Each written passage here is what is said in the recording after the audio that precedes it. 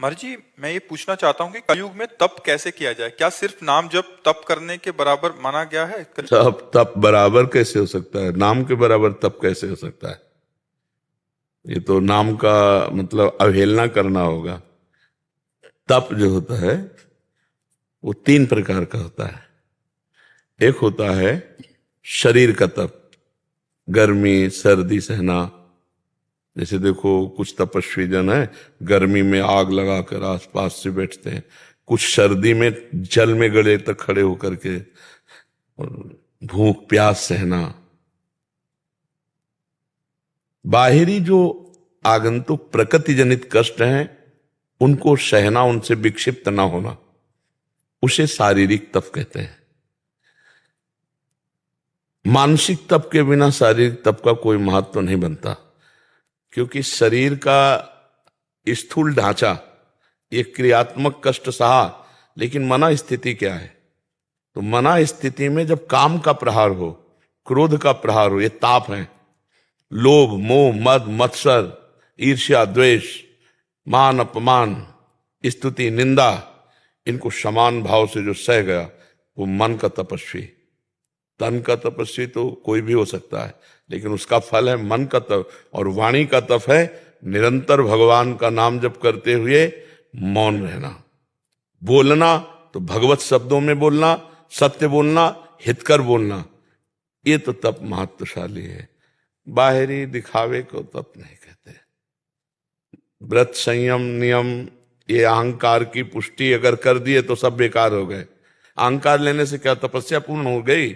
यही खास बात है।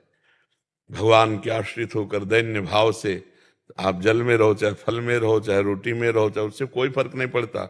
आपका चिंतन क्या हो रहा है? आप चिंतन कहाँ में? जहां चिंतन वही आपकी स्थिति।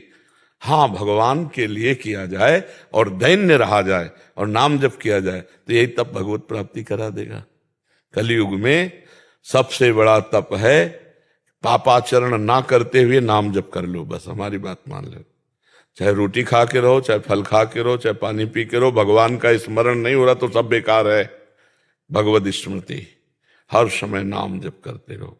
कलयुग केवल नाम आधारा, सुमिर सुमिर नर उतरे पारा। यह कलिकाल मलायतन मन कर देख विचार, श्री रघुनाथ नाम बिनु नाहिन आन आधार। समझ रहे लो बच्चा? अंदर काम सता रहा, उसको सह गए। भारी तपस्वी काम का ताप सह गए। बाहर की आग सही जा सकती है, अंदर की आग नहीं सही जा सकती। किसी ने गाली दी, वो अंदर जाके जला रही, सह गए चुपचाप तपस्वी। ये तपस्या, क्योंकि इसमें प्रदर्शन नहीं है। प्रदर्शन में लोक रिझावा है, लेकिन वो व्यक्ति मान अपमान सुख दुख लाभ हानि सबको शांत भाव से सहकर भजन कर रहा है, उसको कोई नहीं जान पाएगा। उसको भगवान जानेंगे, उसे भगवत प्राप्ति होगी। तो तपस्या का अर्थ है आए हुए विकारों को सह जाना, सच्ची तपस्या। पर ये बहुत कठिन है, ये बहुत कठिन है। भगवान के लिए जो किया जाए, कोई प्रदर्शन ना हो, दिखावा ना हो, तो हर बात भगवान को पसंद आ जाएगी। तुम्हारा व्रत रहना, तुम्हारा कष्ट सहना, सब भगवान एक एक का हिसाब देंगे।